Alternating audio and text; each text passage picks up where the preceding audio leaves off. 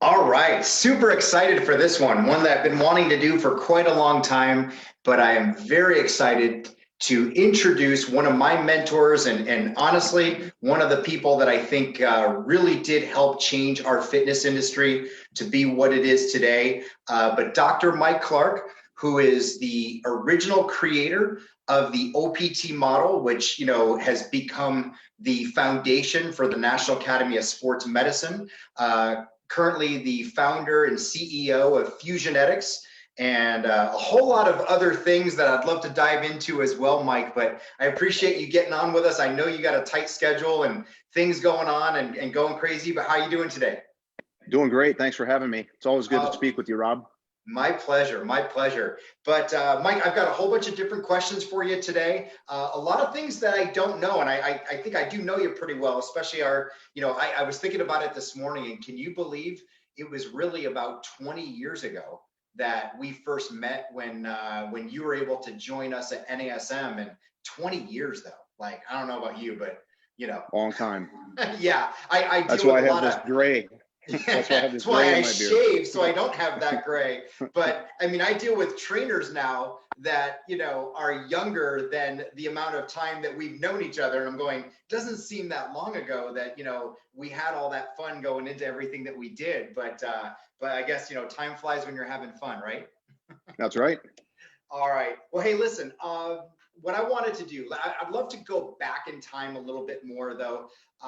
You have always been one of those people that have had a very unique approach to looking at the human body, looking at the understanding of anatomy. And it's not just, here's the origin, here's the insertion. If the muscle shortens, it does this, like we learned in school. You kind of help bring this whole other realization to not just how the body moves, but how it performs and that whole integrated approach. But I'd like to go back further.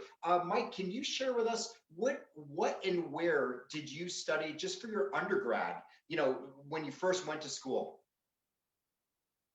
Yeah, so I started actually at Carroll College where I played football.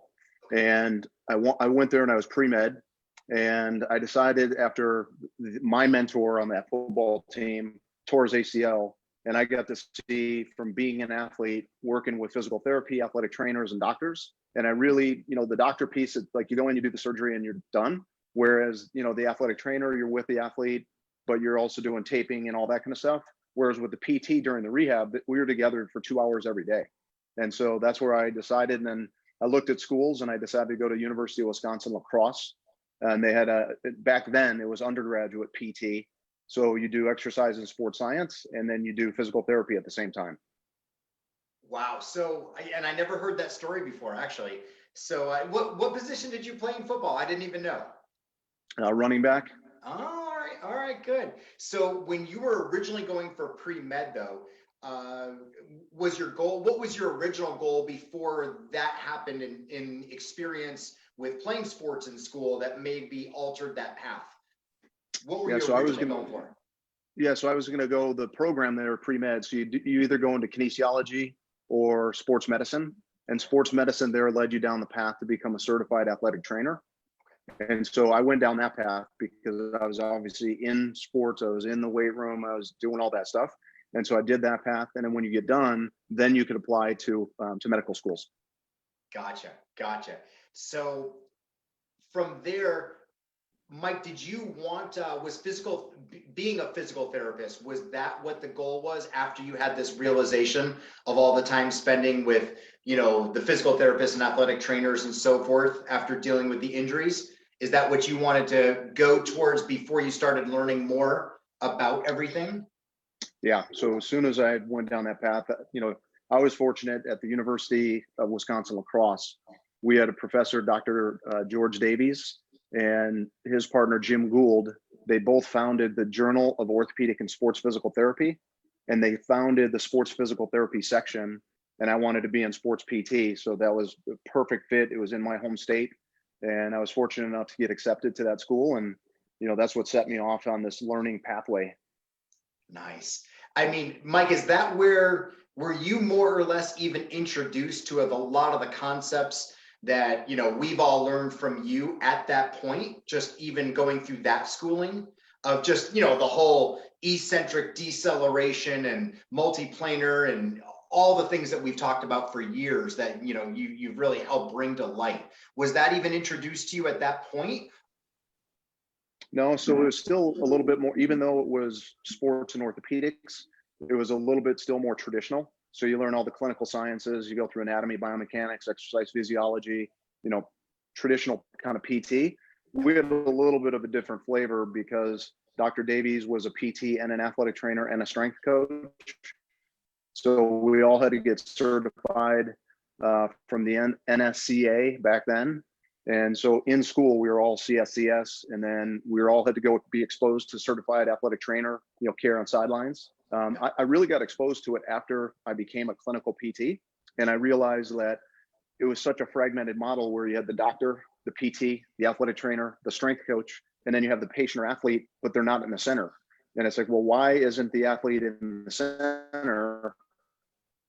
And it's like the beach ball. You've heard my beach ball analogy, and everybody has a different flavor of how they look at the athlete. So a doctor is going to look at it from a, you know, purely a surgical standpoint, PT, you know, AT, strength coach, nutritionist, etc. So that's when I really started building, like, there has to be an integrated model, but one did not exist. So then that's when I went back to the University of North Carolina to get my master's degrees. Awesome, awesome. So would you tell us a little bit more about that? What were you exposed to there at UNC? So it gave me an opportunity to, because I wasn't, you know, working full time, although I was, they put me to work because I was already a licensed PT, and I was in school with young individuals that are going to get their MS in athletic training. So I worked for football, and I worked track and field, and I worked in the Olympic athletic training room with all the Olympic sports. And then I had to work in student health center as well. So it exposed me, you know, I still clinically practicing, but during my classes, it gave me a tremendous amount of time to go study true functional anatomy and true functional biomechanics. And it gave me time because I learned it once, and then I practiced, and then I'm doing it on, you know, elite athletes there. And back in Wisconsin, I was doing it with the Green Bay Packers and a college team and all that. I was exposed to it early then. But started putting this concept together, and I learned some of these concepts more, and I started studying with Vern Gambetta back early on, and I started teaching with him actually when I was probably like 1993 or 4. Okay. So I learned it, but it was more on the performance side. So I took some of those concepts and applied them more to the sports med side.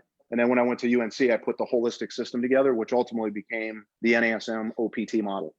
Yeah, yeah. Well, and it's funny you brought up Vern, because I actually have Vern's name down here with Gary Gray that I know you've always given a lot of credit to in your experiences and learnings. But what sets somebody like Vern apart and Gary? You know, I know he's always been referred to as like the godfather of function, and you know, but they were, like you said though, they were so specialized in their different avenues. But that's pretty amazing you were able to learn from them. Can you go on a little bit more about that too for us, Mike? Sure. So with Vern, you know, Vern's one of the best educators out there because he first started as a teacher, and then he's a coach, and as a coach, you're always a teacher. And so he, you know, he followed an evidence-based approach to optimize athletic performance. So there's all of this information, and he was really about functional training, but it was for how does that improve athleticism for an athlete, right? So it wasn't about going in the weight room and how much could you lift. It was how do I get you faster? How do I get you better, et cetera? And then Gary was very much pushing the functional approach to 3-dimensional.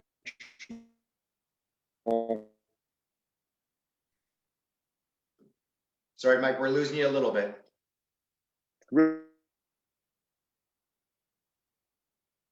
Back then, and he's, Mike, you know, kind of gotten a little bit more into the fitness space over the years, but he was much to.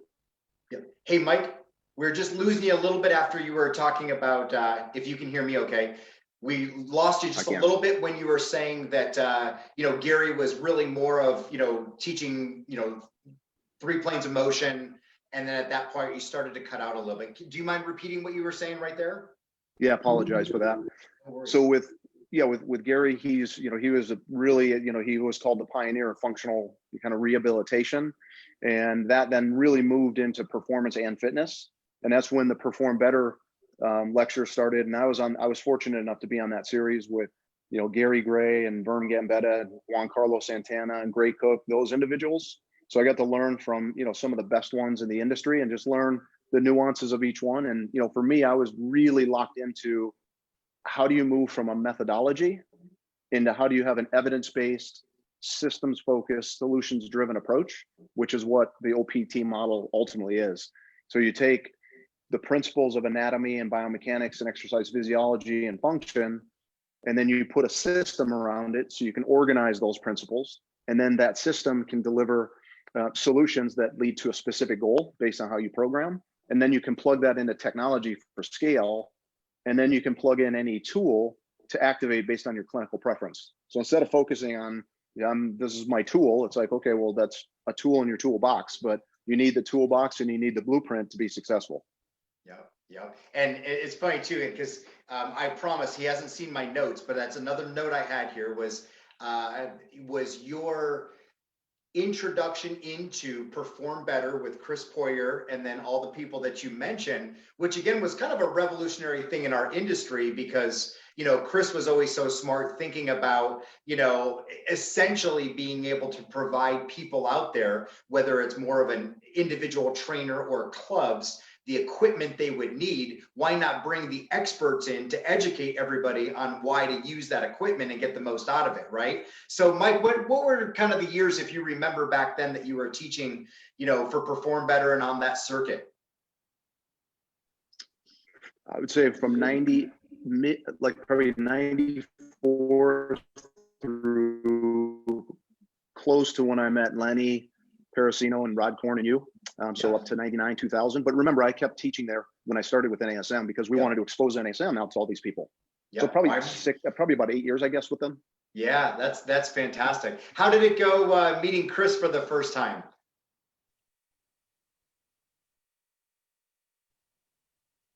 Chris is a great guy. I love Chris. He's am I still breaking? Am I breaking up on you, Rob? Yeah, a little bit. Sorry. If you just start over with more of your relationship with Chris Poyer and how that went in the very beginning.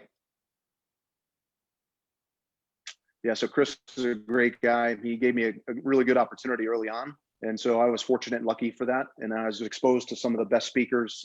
Then it was more fitness related. And that's how I got really indoctrinated into what is fitness. Because again, I was in sports medicine and I was dealing with, athletes primarily and performance. And then that's when I met, the Rod Korn and Lenny Parasino and you and others. And, we were fortunate enough then to have somebody like Neil, who was a visionary, to say, I want to, purchase this education company. And I want to then put together a team to go and, build an evidence-based education system. Yeah. No, it was amazing because I bet a lot of people on this call probably have no idea, but around 98, 99, more on the fitness side, besides the performance side, but more the fitness, personal training. That was when, function was starting to come over and bleed into our side of the industry. And there really wasn't many people that you heard a lot about. I remember, Paul Check and like you mentioned, Juan Carlos Santana. And obviously back then, if you can only imagine that my daughter would have no idea about this, but selling VHS tapes, like we first started with NASM even in 2000. I don't think anybody even has a VCR anymore, but it was these, here's 1 million exercises that you can do. And it was pretty wild, but nobody really got into it. It was kind of the beginnings of even hearing the term that's probably so overused today, being core, right? Everything became about core at that time too, but it was pretty amazing. Were you just blown away, probably fielding questions at different times where you were used to more the performance and let's say therapeutic side to then being on the Perform Better circuit with personal trainers that might have these different questions that you're thinking, why are you interested in training arms? You know what I mean? Whereas I'm talking about low back pain and how to be able to get a person to be faster and move better, those kind of things. Was that kind of just a whole new world you were exposed to? Incredibly new world being exposed to that. It was fun though. It was great. I love the energy and the passion of fitness professionals, which is ultimately why I joined NASM. It was very cool. Yep. So since you say that, again, another one of my notes, for me, I was, I had worked for Neil in more of the nutrition side called Apex for years. And then, Rod Korn, who we talked about, and Rod was actually heading up NASM at the time. And to my understanding, all of a sudden everybody comes back, and the way I heard it, so correct me if I'm wrong, but I thought that they actually met you at an NSCA conference, and everybody came back and said, we got this guy, Mike Clark. We have to bring him into NASM. He sees things like nobody else. And we need to give him the keys, because he's going to be able to take us to a level that, we've never even seen before. So it was all about, we got to bring Mike on. It was almost like this, free agent recruiting trip. So I'm sure you remember, but meeting in that back office back in Houghton Camp, and I think as well, you were just coming off of your experience at the Olympics, which I would love for you to talk about as well as another side note. But Mike, can we go back? How did that relationship start? With Neil and I think Rod were the two people that really started the introduction. Yeah, so Rod and Lenny both met me. It was in San Diego. I was presenting. It was an NSCA conference, and they came up to me and said, "Hey, this is what we're doing. This company, the National Academy of Sports Medicine, which I've never heard of, and but I was intrigued. So they're like, could you meet Neil? I was living in Phoenix, so they're like, could you meet Neil? And he was presenting there. So when met him, and just Neil's a visionary, and he's super passionate. And so then I was like, yeah, I mean, but I said, and then we met out in Thousand Oaks after, and then that's when we kind of created the plan to create the OPT model. And then I did go to the Olympics, and that's where I wrote the first book. Yeah. No, it was an amazing time, because again, for a lot of you that don't know, we really had this group of people that came together, and I give you a lot of credit, Mike, because there's a lot of personalities, there's a lot of experiences that now all of a sudden you're trying to juggle. So, when we kind of reformed NASM, there was an existing group with Rod Korn and Bobby Capuccio and myself. And then we bring Mike, and then Mike brings two all-stars himself with Alan Russell and Tyler Wallace. And then, as you mentioned, Lenny Parasino, that used to work for NASM and Apex for years, but he actually had left to start up, an equipment company that's very well known right now called Free Motion, brought him back to NASM. And all of a sudden it's like, all right, Mike, here you go. What are we going to do with this? And of course, for anybody that doesn't know, not only does Mike have experience on his own treating athletes in the Olympics, but his wife was an Olympic pole vaulter as well. So all of a sudden, we're like week one of Mike's introduction to NASM is basically like a full-on photo shoot to do, 8 videos or something crazy, with Melissa doing 1,000 exercises, and we got those things to print as quickly as possible. But Mike, can you share with us a little bit more on that Olympic experience, because that's pretty cool. Yeah, so I was at 2 Olympics. The '96 Olympics, I was with the boxing team, and that was a little unique and interesting because I don't know anything about boxing, but that's just where you got assigned. And we had to get up every morning at 5 in the morning to do concussion checks because all these athletes would try to hide it. And so I remember the Cuban team, they literally would try to hide it. They had 2 of their elite ones that both had concussions. So we were trying to manage it, so that part was pretty interesting. Sydney was amazing. So I went to Sydney with my wife. She's a 3 or 4 time US record holder. And so went there with her. We were there for 6 weeks. I was also working with the St. Lucian track and field team at the same time. And then that's when I wrote the first integrated, what did we call it? Integrated performance. I forgot what it was called back then, The first book. But that's where I wrote the first one during that 6 weeks while I was there. That was an amazing trip, though. She did awesome. When she was done competing, we got to stay and see all this, amazing athletes. So that was pretty special. That's great. That's great. Now, tell me though, I would find it hard to believe that there were other let's say physical therapist, never mind massage therapist, or all the different caretakers that are there besides the coaches per se. But obviously, as you have a very different approach, how did that go ever? I mean, was there times that you're, like you said, when you were working with the boxing teams, that one therapist might be like, well, this is what I do, and then they're looking at you going, never really seen that before. How do you do that? How was that experience? Yeah, so it was the interesting one. I'll go back a little bit to the University of North Carolina. That was really interesting because their athletic trainers and the head of that program, when I was treating the football players, they were like, "What are you doing? Like, you're doing all of these soft tissue techniques and joint mobilization." They're like, "Why aren't you just taking ankles?" And so, and then I started working with Chris Keldorf, who works in our company now. And Chris was a top quarterback. He was like number 4 in the Heisman Trophy. He got hurt and hurt his back and his ankle. And his rehab was just wait for 8 weeks and then start throwing the ball. And I'm like, what are you guys doing? So yeah, that was interesting. Track and field though is a lot more open to this integrated approach, whereas traditional sports are not. So that, in track and field, being around Mel, the athletes just flock to us because they're like, treat me, please. I mean, my hamstring, my back, my whatever, but it's coming from my ankle or it's coming from my hip. And all of a sudden you're looking at somebody who's a 100-meter gold medalist. We work with Donovan Bailey, and they can shave off, a tenth of a second. I mean, that's massive for somebody that's the fastest human in the world. Yeah. Yeah.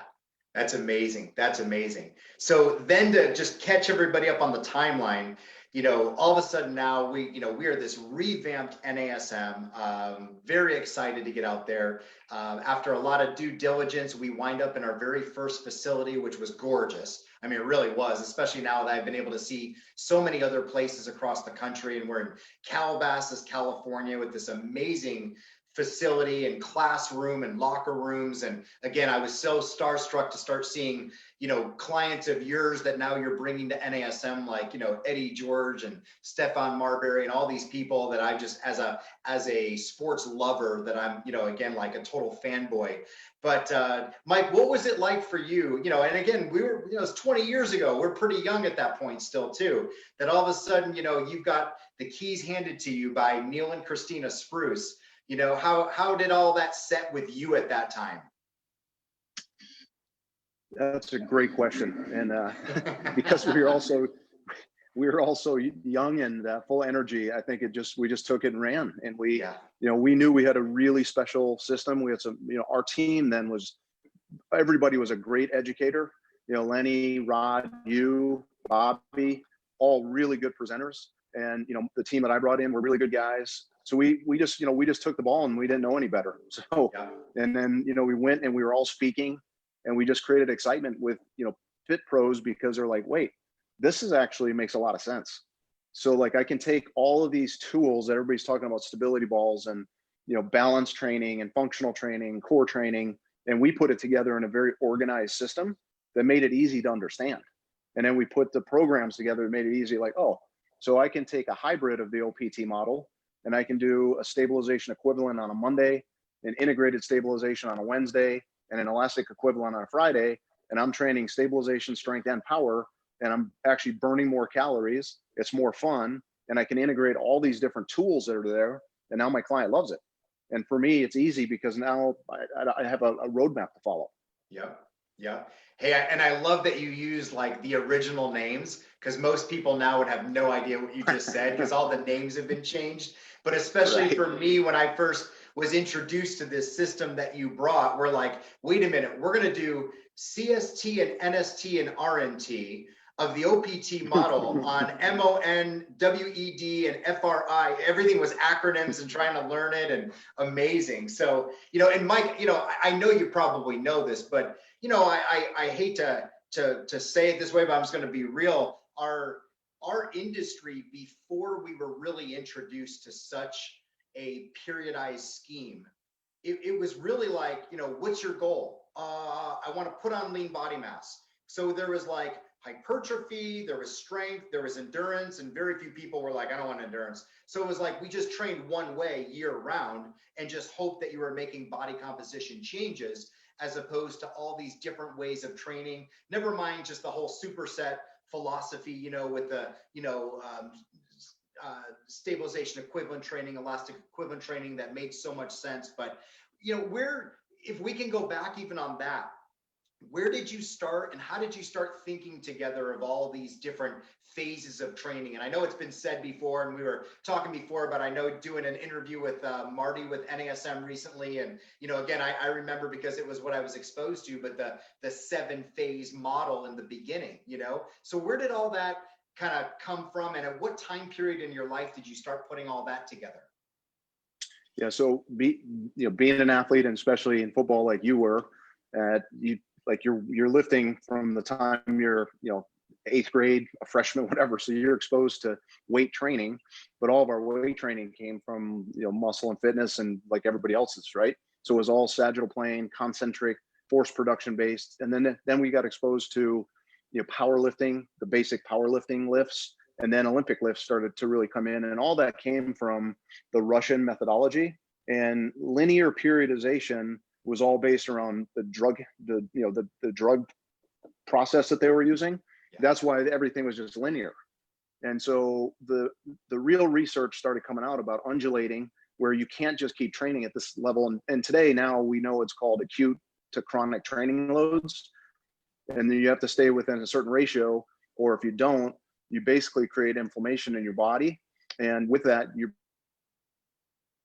you get cortisol and creatine kinase and these other things, and that prevents, I think I've paused on here, Rob. Am I still live? Yep. I lost you for just a second, but I think you were on a good roll. Okay. Yeah. So anyway, you get these bioinflammatory markers in your body, which then prevents you from getting the hypertrophy or, you know, whatever other goals you're looking for. So anyway, I started studying the linear periodization approach. But remember, I was already doing things like walking on a 2x4 sideways for frontal plane stability back in 1994. And we were using a stability ball back in 94. And we were, you know, the first, you know, like the vibration system like Hyperice has now. The first one I had was a Black & Decker saw with a little ball in it that you've used at Calabasas. Yeah. And so we were using those tools, you know, for 26 years now. And anyway, I wanted to incorporate neuromuscular stabilization, core stabilization into more of the traditional concentric movements, but then, you know, teach that your body moves in a sagittal, frontal, and transverse plane. And you have to, when you contract the muscle, you have eccentric, concentric, and stabilization. So you have to train it all, and you have to train in all planes, and you have to incorporate, you know, unstable surfaces. And that's how you train your brain and the body and the whole thing. And frankly, you're going to burn more calories and you're going to get better performance and fitness outcomes because of that. Yeah. No, I mean, obviously, you know, it really did set our entire industry on a whole new path. And obviously, as NASM became even more popular and we really blew up once we had all these tools, and, you know, the internet came out and you could start testing online, and then later the accreditation, all those things though. But, you know, obviously you have other people copying it and having a better understanding now of more of that phasic type approach. But, you know, unbelievable. Now, Mike, I do want to know, I don't know the answer to this, but just putting you on the spot a little bit. Obviously, there's a movement associated with yourself and NASM and now Fusionetics as well. That's known by, I can say, millions of people in the industry and around the world. But, you know, the overhead squat, you know, was that something you kind of came up with on your own for the purposes of what you were looking for with watching somebody move? Or did you see that somewhere and then, you know, kind of mold it into what you were looking for? How did that come about? Yeah, so I started using the overhead squat because we're trying to look at, if you're going to look at segmental movement efficiency, that's like using a goniometer. And I'm going to tell a funny story about you using a goniometer your first time at Clark Community College. But so I wanted to look at an integrated, you know, movement efficiency. So the only way you could do it is you have to basically connect from your big toes to your fingertips, and you have to lengthen your lat, and you have to be able to engage your core, And that's how we're looking at kind of total body movement efficiency. So that's how we really started it. And then we're like, well, you also move on one leg. So that's when the single leg squat. And then, the movement patterns, because again, remember, Rob, we did the research at University of North Carolina, and then we studied it from West Point with the cadets for 10 years. And you look at 6,000 cadets. And basically what we want to do is, are there movement patterns that lead to injury? And then the answer to that was yes. And then, could you identify them consistently? The answer was yes. Then could you implement strategies, corrective strategies, which we now know is, foam roll, static stretch, activate, and then functionally integrate. So, and then does that change the movement pattern, and does it reduce injuries? And so the answer is yes, yes, and yes across the board. So you can do any kind of movement you want, but you're still looking at the same things. So when you bend your knee, ankle, and hip, your foot needs to be able to stay straight. Your knee needs to stay over your second and third toe. If not, and you see movement patterns, something's overactive, something's underactive. So whether it's a lunge, a step up, a single leg squat, or whatever, we just wanted 2 simple reproducible movements that we could push and everybody could get.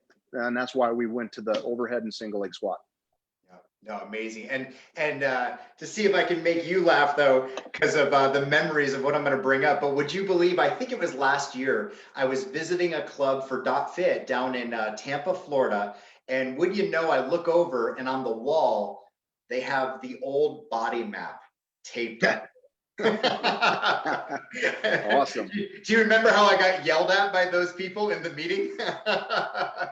Yeah, because that was awesome. Their proposed corrective strategies were the exact 180-degree opposite of what we were teaching. So I was like, yeah, I don't know if our printout is going to want to say to do that, and of course, as usual, I get in trouble. But seeing that, I mean, again, that's ancient. It's like, oh my gosh, remember that grid? And Jeff Diltz was laughing, because he, carrying the body map around everywhere. Some great times that we had back in the day, So, and again, for those of you that don't know, I mean, Mike came in and, not only brought the OPT model to the National Academy of Sports Medicine, which is used today, but as we revamp the CPT, but it's really based on him and his being the intellectual property of creating the PES, the Performance Enhancement Specialist, the CES, the Corrective Exercise Specialist, and obviously people contributing and helping. And I always say, I think you and Rod especially made a great pair at that time because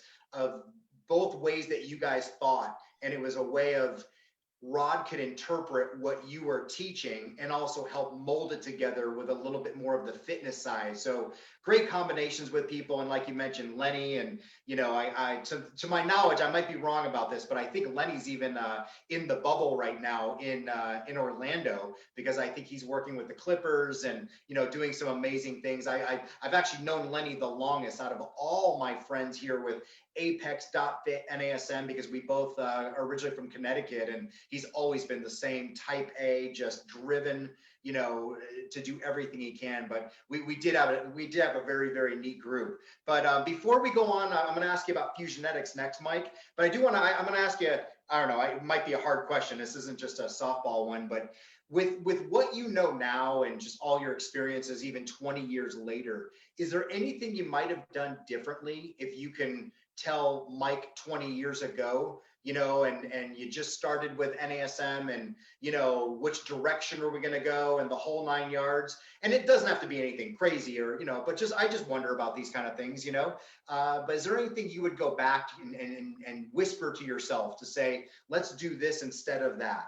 Anything you can think of? Yeah, I think make you guys work harder in Clark Community College.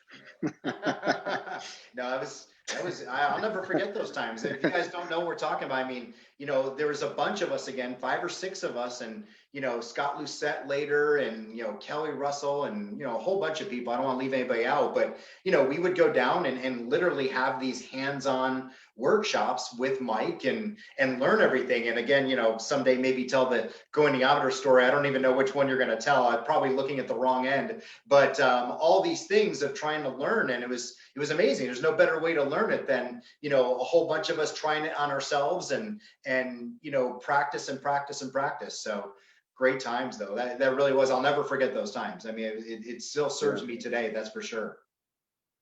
I would have, so with our group, I mean, we were fortunate. We had some phenomenal educators. Rod Korn, one of the best. Lenny, one of the best presenters. Bobby Capuccio, one of the best. You're a great presenter. Scott Lucette coming on board to help, coordinate the content and do all those things. I mean, all of that, I think we did pretty well.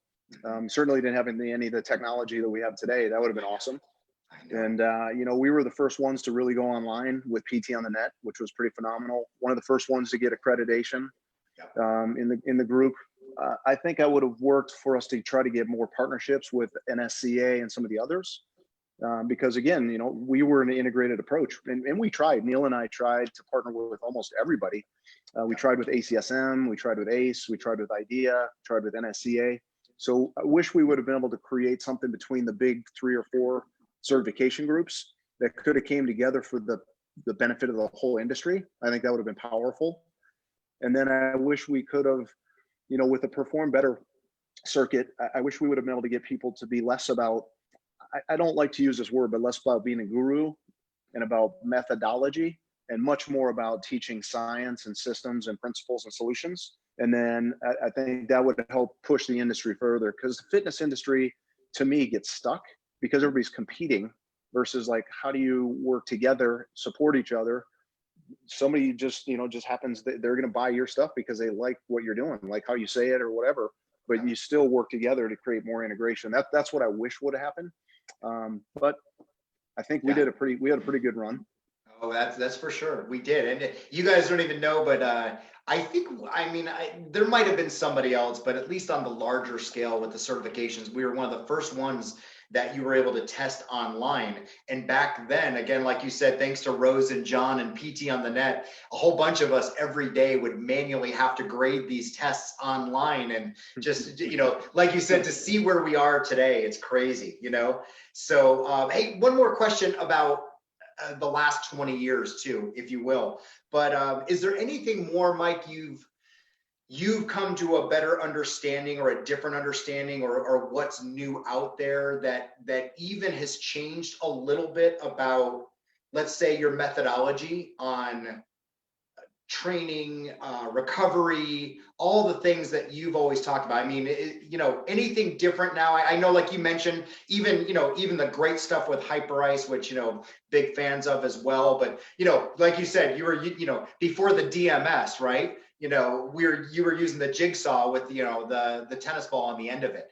But anything you've seen now and, in this time period that you kind of go, you know what, I really like over here, and what this has been, what's happening over here? Yeah, I mean, I like, so there's a few, I'll give it from a couple of company standpoints. I obviously love what dotFIT's doing because it's an evidence-based approach to fitness in general, but certainly nutrition and supplementation. And it's really hard to do in a complex, complicated world. But what I'm realizing, I spend all my time almost now in sports with pro teams. We have about 1,200 pro and college teams. And so what I'm seeing is nutrition, recovery, so groups like Hyperice, and then ultimately mindset and relaxation. Those are like massive bookends now. What I'm seeing is like all the elite athletes are moving toward, like, nutrition is heavily focused on now, recovery is heavily focused on, and certainly around mindset. So those are trends that I'm seeing. But companies like Hyperice and dotFIT, Techno Gym, I'm seeing them, really innovate in the spaces. So it's been fun to be a part of those companies. I help with Hyperice. I'm on, the chair of their scientific advisory board. I advise for Techno Gym. I obviously work with dotFIT and Neil forever. So those are things that it's been awesome to see that they've innovated, but to a certain extent, Rob, the principles are still exactly the same as 20 years ago. And that's where that's why you have to focus on principles, because they don't really change. The tools change, but the principles themselves don't really change.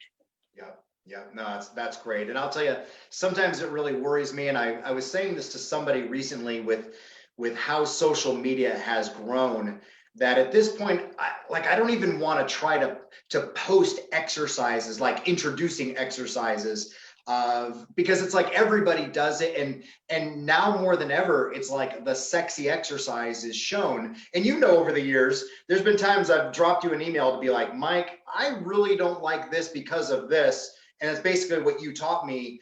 Am I on the right track with this? And you're like, go back to the basics. You know what I mean? If the foot's planted on the ground and all of a sudden you're stepping behind you and doing this big, curtsy squat lunge every time, the rotation of the knee on the stance. I mean, it's over time. I get worried with some of that stuff, and everybody, like you said, it's almost, they're in it for themselves. So you got to watch my channel to watch the newest thing. And it's, the more we keep coming together, I think the better. I love how you had said that. So awesome. Well, hey, Mike, we kind of have alluded to it a little bit, but, had a phenomenal run with NASM and still great partners with them as well. But, will you tell everybody, you kind of branched off to do, really your own thing, being Fusionetics. Can you tell us a little bit more about that, please? Sure. So Fusionetics is basically, it's a performance health platform focused around injury prevention, performance optimization, and recovery enhancement. And it uses movement assessments. So we still have the body map, but we don't have the one on the wall. We have a 2D motion capture, and we have it also embedded into a mirror-like device. So you can touch screen, go up to it, and do your thing. And so you get a movement efficiency score, 0 to 100. It breaks that down into green, yellow, red. And then it works with an interventional algorithm to create 3 programs. One is sports medicine based. One is more fitness or performance based, and the other one's for the athlete or the fitness person. And it's all web based, etc. And we started in pro and college sports. We have about 1,200, and a lot of those logos behind you, we have those are our team members. And so that's been incredible. We have about 250,000 elite athletes on the system. We have about 10,000 PTs, ATCs, and strength coaches on it. And we're now just starting to move out of that space into our team's healthcare partners, because then they can use our system to take it to the communities where people work, live, and play. So for example, every kid 8 to 18, they have to get a physical before they can play sports. So they're now starting to digitize, about 50,000 kids. Just recently, because of COVID, they're now digitally activated. And then now we're starting to work with brands like Under Armour and others to take it to their whole consumer base. So that's been fun to see. And again, we use a lot of what we created at NASM together. So the whole kind of corrective exercise, movement assessment, but then there's, integrated undulating periodization around performance. And then there's the whole recovery piece where we look at daily readiness and your training loads. And we look at training loads from a microcycle on a 7-day scale. And they have to stay within a certain ratio, or that's where you start to get injured. And then we're also starting to integrate nutrition with dotFIT, is obviously our partner. And we're going to be integrating a mindset piece. So like looking at competitive greatness, grit, the ability to recover from stress. And we're going to have that as in the system too. So yeah, it's been going really good. It's been fun. We're starting to build some education inside of that as well. So fantastic. Yeah. Well, hey man, to end things again, I gotta say, again, 20 years ago, neither of us had kids. And I've got one daughter, she's 11, but I know you and Melissa, you guys have 3 daughters. So what I got to know is like, not only how all that's going, but I'm thinking to myself, are you guys like, let's try again. Let's see if we can add a different mix. You know what I mean? And you get to, well, it looks like, like one of our good friends and partners, Rick Wenner, also has 3 daughters, but Mike, tell us a little bit about the family. How I know from social media, I see them growing, and, I've never met them yet, hopefully someday.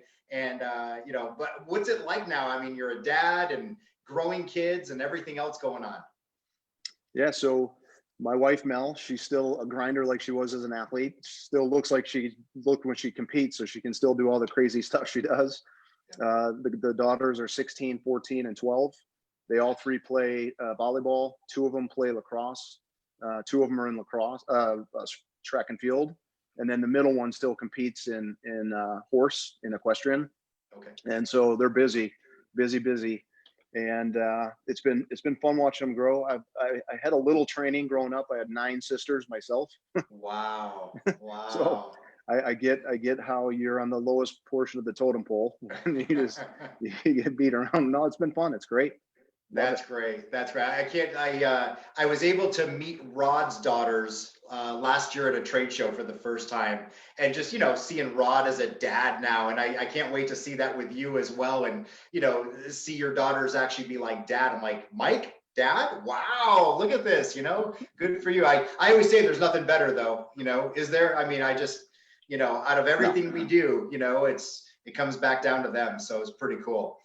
But Mike, man, I really want to thank you. I really appreciate your time. Again, I know you got a packed schedule, and hopefully I'm hearing more things by the day. I think today we heard about New York City with gyms and clubs starting to open. So, I'm just so excited. Our industry is opening back up as we deal with this, and for you guys being able to do all the things you do too. But thank you very much for taking the time. It was fun to dive down into some stuff that I didn't know, and I think gives everybody another viewpoint of, like, as we laugh about when people are like, that's Dr. Mike Clark. I'm like, Mike? Like, the guy that we had to do emergency landings with, when we were flying home that time. And anyway, we'll talk about that another time. But thanks, man. It's been great catching up with you. Rob, thanks for having me. Always great to see you. And I'd love to come back again at some point. My pleasure. Take care. Okay, Mike? All right. Thanks. Bye Take care. now. Bye-bye.